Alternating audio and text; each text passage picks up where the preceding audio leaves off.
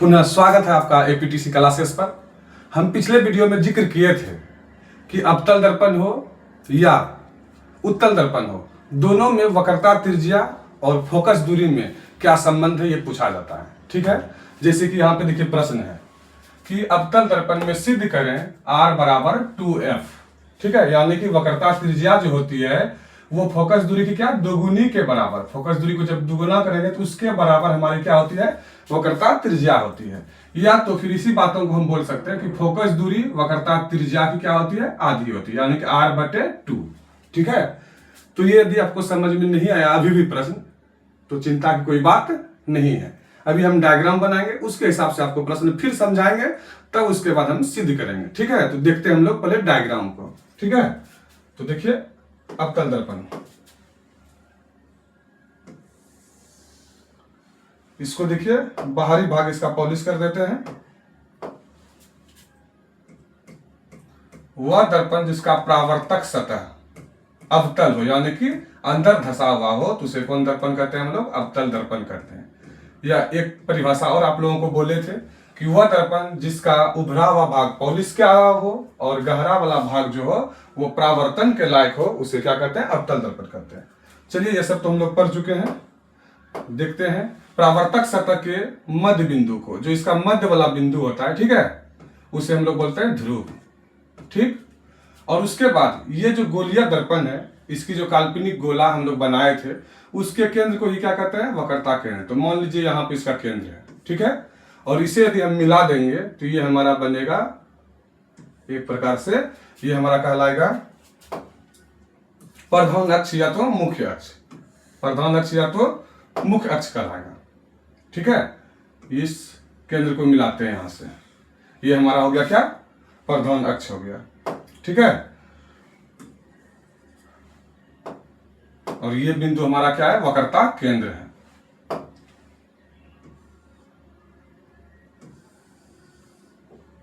ये बिंदु जो है हमारा क्या है, वक्रता केंद्र है। ठीक है, और उसके बाद देखिए प्रधान अक्ष के समांतर आती हुई प्रकाश की किरणें, यदि मान लीजिए ए से प्रधान अक्ष के समांतर प्रकाश की किरण आपतित हो रही है और दर्पण के किस बिंदु पर, मान लीजिए दर्पण के बी बिंदु पर, किस बिंदु पर, बी बिंदु पर क्या होती है, आपतित होती है।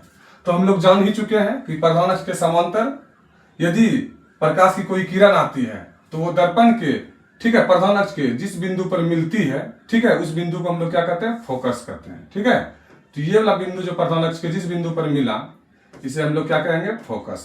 ये हम लोग पहले पढ़ चुके हैं। ठीक है, अभी तक कोई समस्या आप लोगों को नहीं है। तो चलिए पहले इसका नाम रखते हैं, अवतल दर्पण का नाम ये रख दीजिए M और ये M'। ठीक है, ये हमारा क्या हो गया, अवतल दर्पण हो गया, जिसका द्वारक एक प्रकार से बोलते हैं, चौड़ाई बोलते हैं। ठीक है, ये हो गया। अब जो हम लोगों को डायग्राम के माध्यम से प्रश्न को समझना है वो समझते हैं पुनः। तो देखिए हम लोग पढ़े थे कि ध्रुव और ये जो फोकस है, इसके बीच की दूरी को क्या कहा जाता है, फोकस दूरी कहा जाता है, यानी कि इसे हम छोटी f से सूचित करते हैं। यही लंबाई को हम नीचे लिखते हैं। ठीक है, ये दूरी ध्रुव तक की दूरी क्या कहलाती है, फोकस दूरी। ठीक है, और उसके बाद ये जो हमारा वक्रता केंद्र है और ये जो ध्रुव है, इस दोनों के बीच की दूरी को क्या कहा जाता है, वक्रता त्रिज्या। ठीक है, तो ये यहाँ डायग्राम के हिसाब से हम दिखा रहे हैं आपको लंबाई, मान लीजिए यहाँ है। ठीक है, और यहाँ पे हमारा ध्रुव खत्म हो रहा है। ठीक है, ध्रुव है। तो ये जो टोटल दूरी है C से लेके P तक की दूरी, इसे क्या कहते हैं, वक्रता त्रिज्या। और PF दूरी जो है इसको क्या कहते हैं, फोकस दूरी। ठीक है, तो इसी में आपको संबंध बताना है। तो ये अवतल दर्पण हो या उत्तल दर्पण हो, दोनों के लिए संबंध यही है। भले सिद्ध जो है दोनों दर्पण में अलग अलग तरीके से होता है। ठीक है, तो हम लोग देखेंगे ये चीजें। देखिए अभी डायग्राम से भी बिल्कुल वैसा ही लग रहा है कि ये वक्रता त्रिज्या जो है फोकस दूरी की क्या है, दोगुनी है। फोकस दूरी की क्या है, दोगुनी। कैसे, क्योंकि चूंकि दर्पण का द्वारक क्या होता है, छोटा होता है, जिसके वजह से ध्रुव और वक्रता केंद्र के कहीं ना कहीं बीच में ही क्या होती है, फोकस होती है। ठीक है, तो इस जगह से आप कह सकते हैं आधा दूरी इधर है और आधा दूरी इस जगह इधर है। ठीक है, तो ये टोटल दूरी यदि मिलता है C से लेके P तक, तो ये क्या कहलाती है, वक्रता त्रिज्या। और ये आधा दूरी P से F तक की दूरी क्या कहलाती है, फोकस दूरी। ठीक है, तो फोकस दूरी कहीं ना कहीं तो आधी ही है, किससे, वक्रता त्रिज्या से। या तो हम कह सकते हैं वक्रता त्रिज्या जो है फोकस दूरी की क्या है, दोगुनी है। देखिए लिखा हुआ भी है कि वक्रता त्रिज्या जो है फोकस दूरी के दो गुने की क्या होती है, बराबर होती है। ये सिद्ध करना है, या आपको ये सिद्ध करना है फोकस दूरी जो है वक्रता त्रिज्या की क्या है, आधी है। बात तो एक ही है, ठीक है। तो चलिए इसको हम लोग सिद्ध किस प्रकार से करेंगे वो देखते हैं। तो सबसे पहले हम लोगों को करना क्या होगा, ये डायग्राम जो बनाए हैं इसके विषय में पहले हम लोगों को थोड़ा सा जानकारी देना होगा। तो लिखेंगे इस प्रकार से कि माना कि, ठीक है, माना कि एम और एम डैश एक अवतल दर्पण है, एक अवतल दर्पण है, ये लिखेंगे हम लोग, ठीक है, जिसमें P ध्रुव है और C क्या है, वक्रता केंद्र है। ये चीजों को लिखना है, जिसमें P ध्रुव और C जो है वो क्या है, C वक्रता केंद्र है। इतना हम लोग लिखें। उसके बाद फिर लिखेंगे क्या चीज है कि AB जो है प्रकाश की आपतित किरण है। हम लोग देख रहे हैं ये AB प्रकाश की किरण B बिंदु पर क्या हो रही है, आपतित हो रही है। तो लिखेंगे, ठीक है, इस प्रकार से, जब AB प्रकाश की किरण, जब AB प्रकाश की किरण दर्पण पर आपतित होती है, आपतित होती है, तो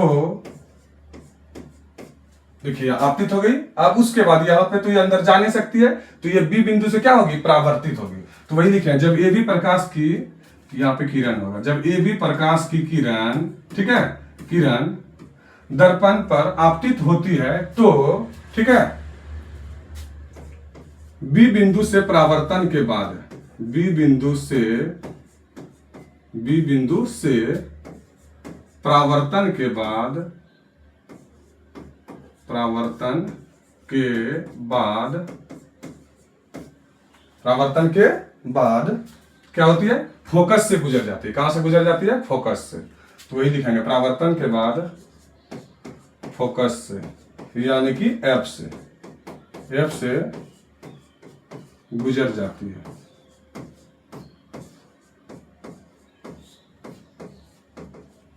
ये हो गया क्लियर।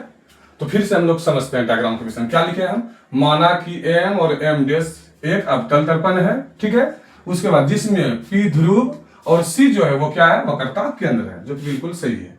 उसके बाद जब AB प्रकाश की किरण दर्पण पर आपतित होती है तो B बिंदु से परावर्तन के बाद फोकस से गुजर जाती है, जो कि आप देख रहे हैं। B बिंदु से परावर्तन के बाद फोकस से गुजर जाती है। उसके बाद फिर हम लोग देखेंगे एक चीज और डायग्राम में बाकी है अभी, तो वो हम लोग लिखेंगे C से, तो देखिए C से B को मिलाया, C से B को मिलाया, जो कि हम मिलाए नहीं है, मिला रहे हैं। C से B को मिलाया, ये ठीक है, C से B को मिलाया जो अभिलंब है, जो अभिलंब है। आप कहिएगा कैसे सर अभिलंब है? आप लोगों को याद रखनी चाहिए कि कोई भी गोलीय दर्पण यदि है, ठीक है, यदि उसके पृष्ठ पर, उसके सतह पर यदि हमें अभिलंब खींचनी हो तो कुछ नहीं, बस इसके केंद्र से उस रेखा को मिला देना। ये क्या हो जाएगा, अभिलंब हो जाएगा। यहाँ पे 90 डिग्री का कोण बनेगा, ठीक है। किसी भी बिंदु पर यदि वो गोलीय दर्पण या कोई गोला है, ठीक है, और इस पृष्ठ पर यदि हमको सोचिए अभिलंब खींचना है तो कुछ नहीं, इसके दर्पण से खींच देंगे, ठीक है, यानी कि वक्रता केंद्र से इसे खींच देंगे तो ये क्या कहलाएगी, अभिलंब कहलाएगी।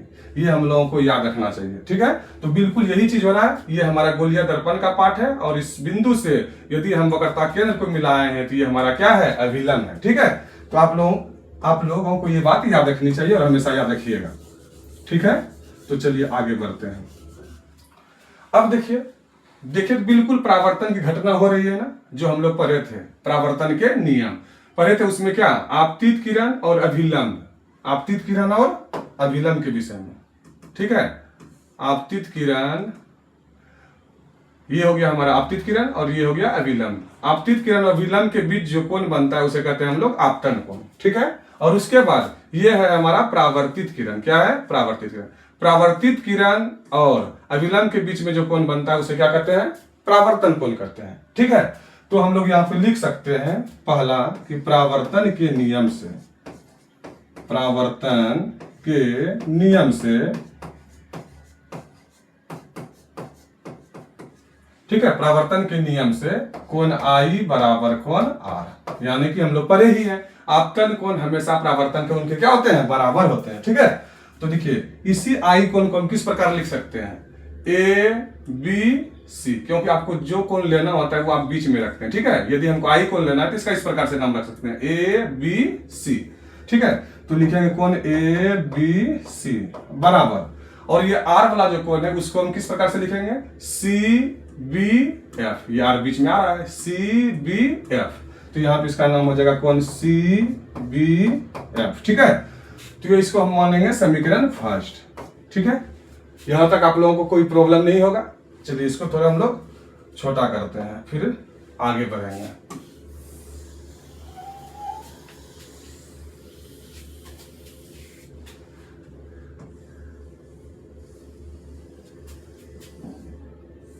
काफी है, ठीक है। तो चलिए अब देखते हैं आगे हम लोग, ठीक है। और वो समीकरण फर्स्ट हो गया। और एक चीज यहां पे गौर कीजिए, आप लोग लिखेंगे चूंकि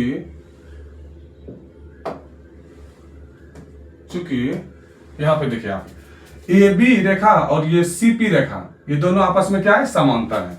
जिस समय हम इसकी डायग्राम की रचना कर रहे थे उसी समय मैंने बोला था कि ये प्रधान अक्ष के समांतर एक प्रकाश की किरण क्या है? आपतित हो रही है, ए बी प्रकाश की किरण। यहां भी लिखे हैं जब ये भी प्रकाश की किरण दर्पण पर आपतित होती है। आप समांतर का जिक्र नहीं किए हैं लेकिन ये समांतर होती है, तो वही लिखेंगे चूंकि ए बी समांतर को इस प्रकार से दर्शाएंगे, चूंकि ए बी समांतर है किसके? सीपी के। ए बी समांतर सीपी तथा सी बी उसे क्या करती है? देखिए सीबी रेखा जो है, ये सीबी रेखा इसे प्रतिच्छेद कर रही है, काट रही है, उससे मिलती है सीबी, ठीक है। सीबी रेखा उससे मिलती है, सीबी रेखा उससे मिलती है, सीबी रेखा उससे मिलती है, ये लिख दिए। तो देखिए जस्ट वही घटना हो रही है जो हम लोग पढ़ते हैं गणित में, ठीक है। एक कोण हम लोग पढ़े होंगे जिसे कहते हैं एकांतर कोण। तो देखिए किस प्रकार से रहता है। यदि मान लीजिए कोई रेखा है L, ठीक है, एक और समांतर इसी के समांतर रेखा है M, और यदि कोई तिर्यक रेखा है N, ठीक है, N, यदि इसे तिर्यक रूप में क्या कर रही है? प्रतिच्छेद कर रही है, काट रही है, ठीक है। तो यहाँ का कोण, ठीक है, और यहाँ का कोण दोनों आपस में क्या होता है? बराबर होता है। किस कोण के वजह से? तो ये बराबर होता है हमारा एकांतर कोण के वजह से, ठीक है। एकांतर कोण के कारण से आपस में क्या होता है? बराबर। तो याद रखिएगा यदि किसी दो समांतर रेखाओं को कोई तिर्यक रेखा काटती है तो उसके बीच ये कोण जो बनता है वो क्या कहलाता है? एकांतर कोण। तो बिल्कुल देखिए यही घटना यहाँ पे डायग्राम में हो रही है। ये दो समांतर रेखा है और इसे सीबी रेखा क्या कर रही है? काट रही थी। यहाँ का कोण और यहाँ का कोण, यहाँ पे ये दोनों कोण आपस में क्या होगा? बराबर होगा। किस वजह से? एकांतर कोण के वजह से। बिल्कुल यही चीजें हैं। यहाँ पे जो हमारा बना था कोण क्या बना है? आई, ठीक है। और यहाँ के कोण को हम अभी नाम नहीं है तो इसको क्या हम सी से सूचित कर सकते हैं। ये कौन सा है? सी। ये दोनों कोण आपस में क्या होगा? बराबर होगा। बिल्कुल यही घटना यहाँ पे है, ठीक है। तो हम लोग समझते हैं यहाँ पे। तो चलिए देखते हैं, यही चीजों को लिखेंगे, ठीक है। तो लिखेंगे इसलिए ये दोनों समांतर है, इसलिए हमारा क्या हो जाएगा? कोण ए, ये आई वाला लेना है, ए बी सी, कोण ए बी सी,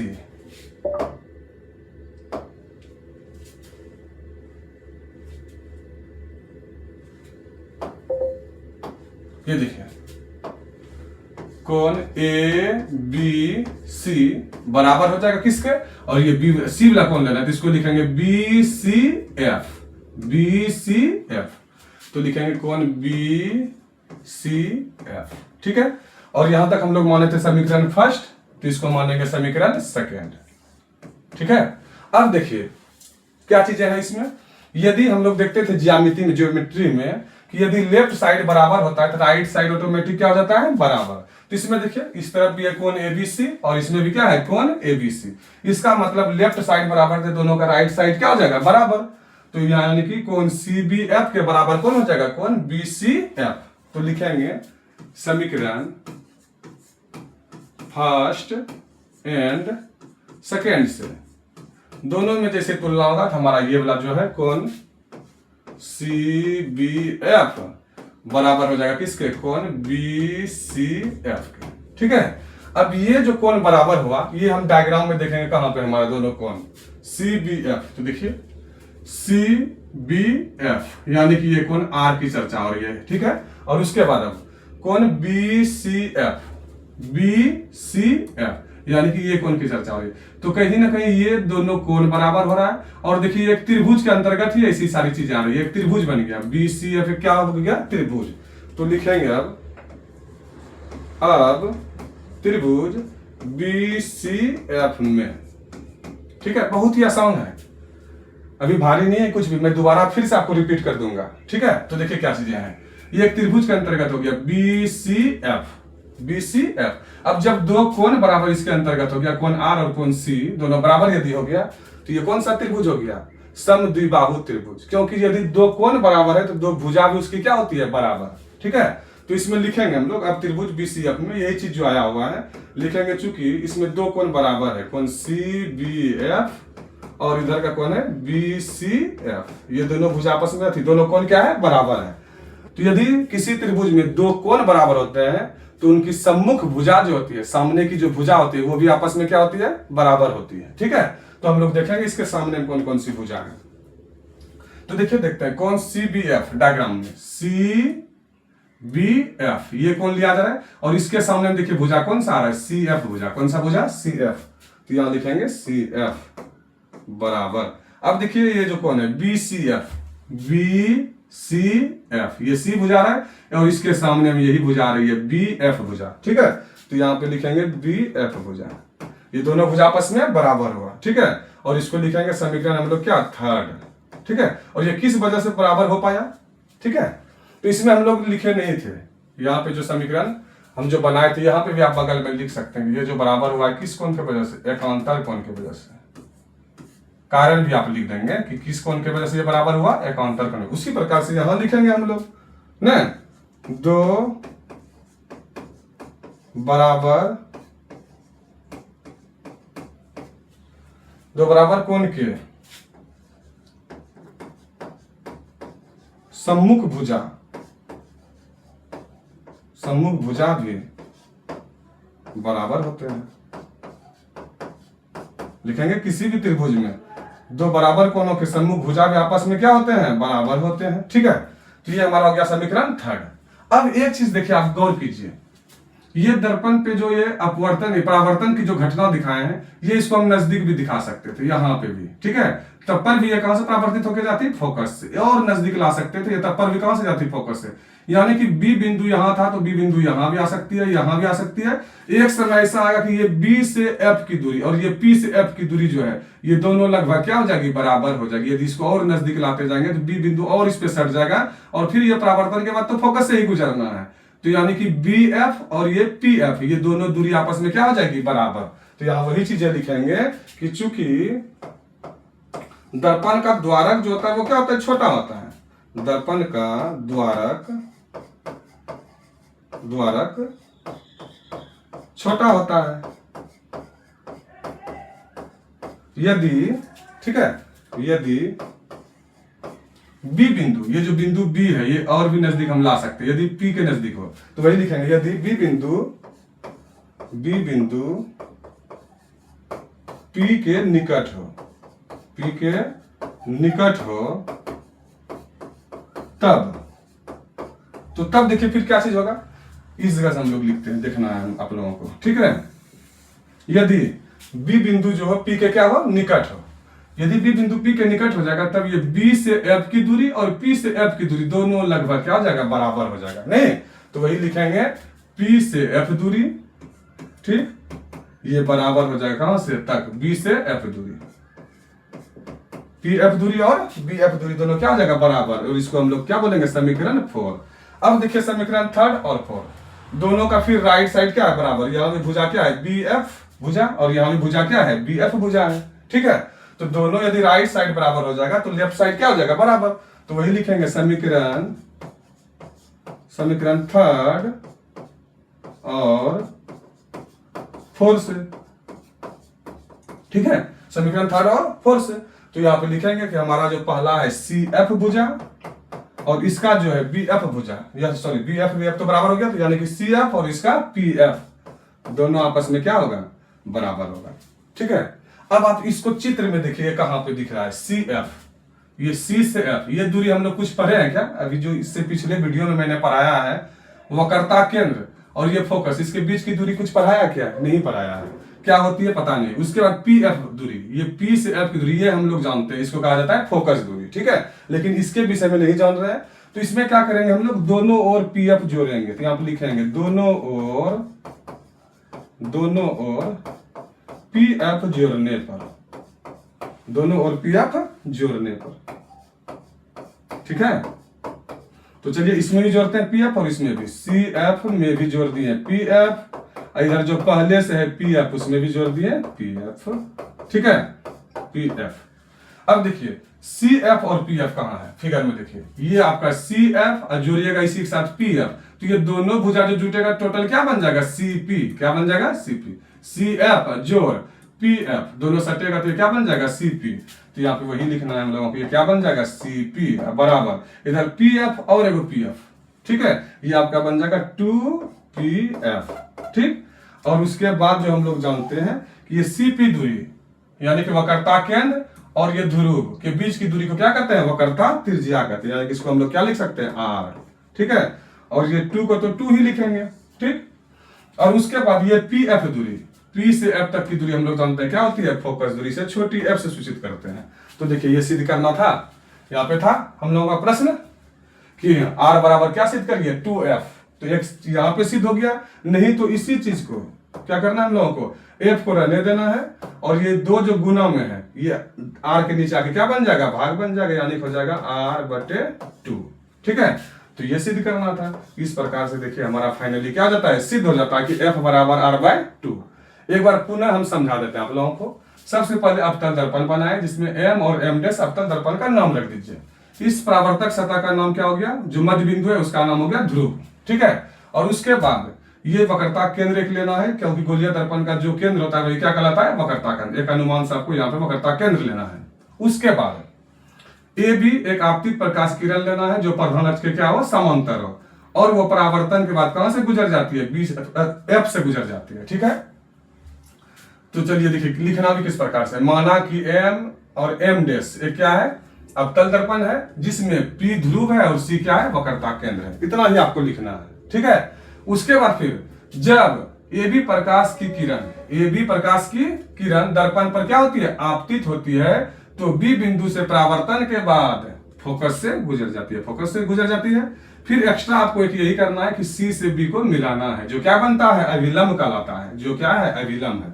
तब परावर्तन के नियम से यहाँ का कोण I और इधर का कोण R दोनों आपस में क्या होता है बराबर, उसी I को आपको लिखना है ABC, तो वही लिखा हुआ है।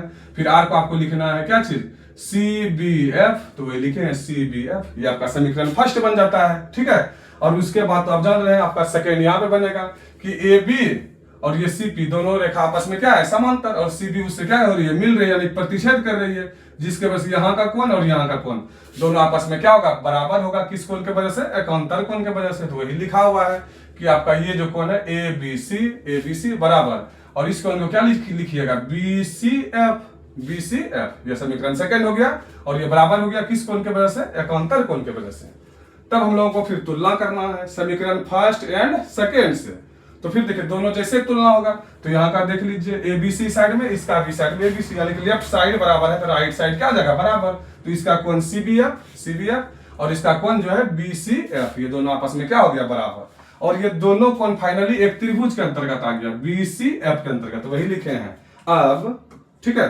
त्रिभुज BCF में क्या चीजें हैं, तो ये दोनों कोण बराबर आया है, तो यदि दोनों कोण बराबर है तो उनके दो बराबर कोण के सम्मुख भुजा भी आपस में क्या होते हैं बराबर होते हैं, भुजा भी बराबर होते हैं, जिसके बस उसके सामने एक भुजा सी एफ और बी एफ क्या हो जाती है, बराबर। तो इसको हम लोग समीकरण क्या माने हैं, थर्ड। फिर उसके बाद ये दर्पण का क्या होता है, द्वारक जो होता है छोटा होता है, जिसके वजह से ये क्या होता है, बी बिंदु को हम यहाँ ना लेके यहाँ भी ले सकते हैं, यहाँ भी ले सकते हैं, लेकिन वो परावर्तन के बाद तो एक ही बिंदु से गुजरेगी, फोकस से, जिसके वजह से ये बी एफ या यहाँ का ये जो पी एफ है लगभग दोनों एक दूसरे पर चल जाएगा, ये बराबर हो जाएगा बी एफ और पी एफ। तो वही लिखे हैं, दर्पण का द्वारक छोटा होता है यदि बी बिंदु पी के निकट हो। बी बिंदु यदि यहाँ ना रखे पी के निकट आ जाए, तब ये बी से एफ दूरी और पी से एफ दूरी, तो वही लिखे हैं पी एफ दूरी और बी एफ दूरी दोनों आपस में क्या हो जाएगा, बराबर। तो थर्ड और फोर्थ से फिर दोनों को तुलना किए हैं, तो इसका देखिए इधर राइट साइड में बी एफ दूरी, इधर भी राइट साइड में बी एफ दूरी, दोनों बराबर है, तो लेफ्ट साइड के दोनों क्या हो जाएगा, बराबर। तो इसका सी एफ और इसका पी एफ दोनों बराबर। लेकिन ये दूरी तो कहीं हम लोग पढ़े नहीं थे, सी एफ दूरी क्या होता है, इसको चेंज करने के लिए दोनों ओर हम लोग क्या किए हैं, पी एफ जोड़े हैं। तो पी एफ जोड़े हैं दोनों तरफ, तो सी एफ और पी एफ मिलकर बन गया ये सी पी दूरी, और इधर पी एफ कितना हो गया, 2pf हो गया। और ये सी पी दूरी को ही क्या कहते हैं, वक्रता, ठीक है, वक्रता त्रिज्या कहते हैं, जिसको आर लिखे हैं। और ये 2 और ये ध्रुव और फोकस के बीच की दूरी को क्या कहते हैं, फोकस दूरी। तो यहाँ भी कभी कभी सिद्ध करने के लिए दिया जाता है, नहीं तो एक स्टेप आपको चल देना, एफ बराबर ये 2 गुना से इधर आके बराबर की साइड में क्या बन जाएगा, भाग, तो ये हो जाएगा r/2। हम उम्मीद करते हैं कि आपको बहुत ही अच्छे से समझ में आ गया होगा। मिलते हैं नेक्स्ट वीडियो में। उत्तल दर्पण में हम लोग देखेंगे किस प्रकार से f बराबर r/2 सिद्ध होता है। Thank you.